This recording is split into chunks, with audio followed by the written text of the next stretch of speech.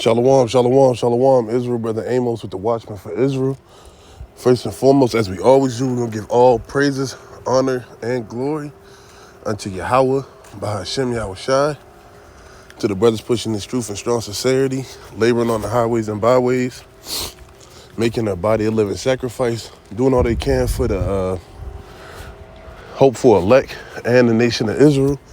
I'm going to give y'all a strong shalom.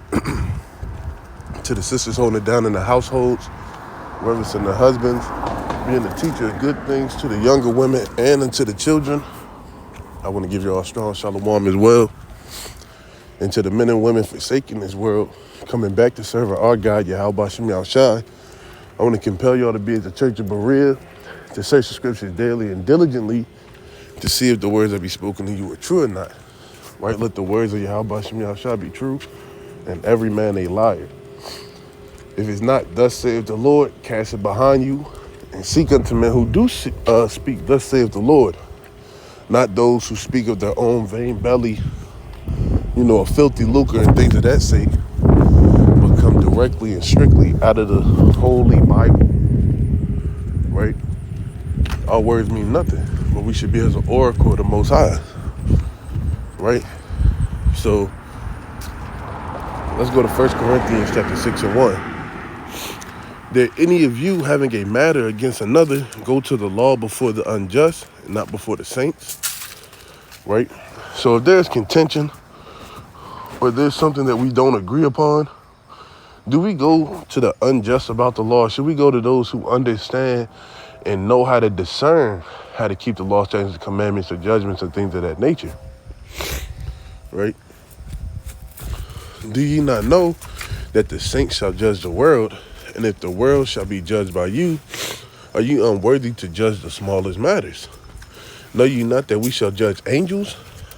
How much more things that pertain unto this life? Right? So, if the Most High is telling us that we're going to be in a position of judgment and to deal with matters concerning judgment, how much more should we exercise understanding how to do it? Right, so with this cold cut, we're going to go into matters concerning 2 or 3 witnesses. Right, let's go to the law. Right, because these things happen quite often where you may need witnesses, right? And to understand how to do it correctly, right, we got to go through the scriptures. Right, this is Deuteronomy chapter 17. I'm going to go to verse 6. At the mouth of 2 witnesses or 3 witnesses shall he that is worthy of death be put to death, but at the mouth of 1 witness he shall not be put to death.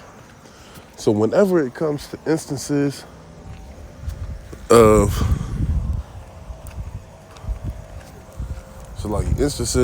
things that need to be done or partaken, you got to have 2 or 3 witnesses, right? That's the only way that things can be established in that matter, right? Now let's go to what Yahweh said.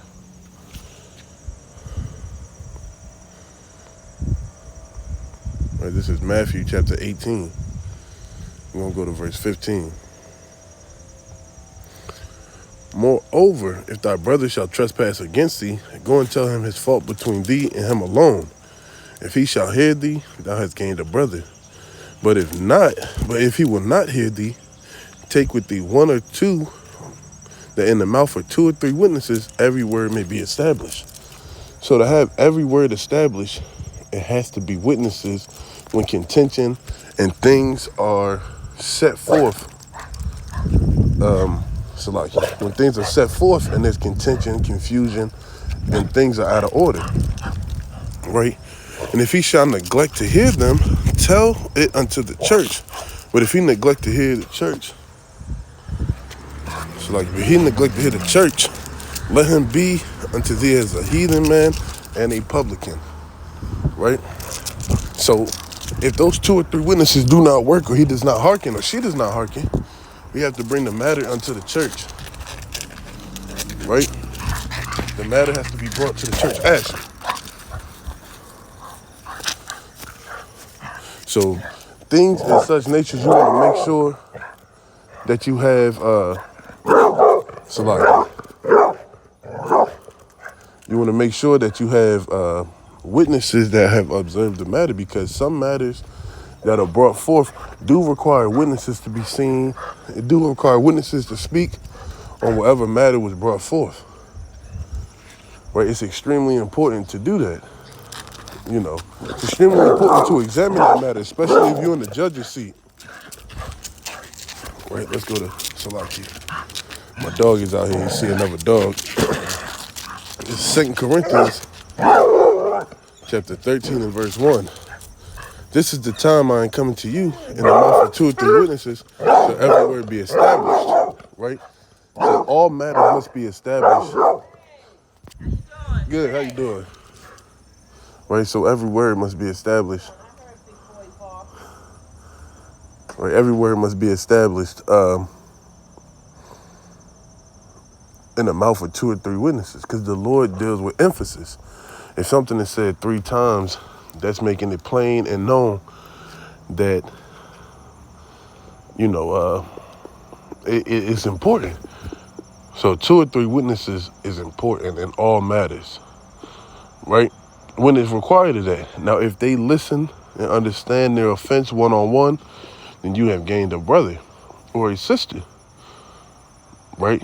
But understanding that if the witnesses do not add up to the situation, we can't judge a man in a situation where it's only one witness to see something, right? So always, when you're in the judgment seat, examine the matter, and if necessary, bring those witnesses forth to expel any confusion or anything, you know, that'll cause confusion. And with that, I say shalom.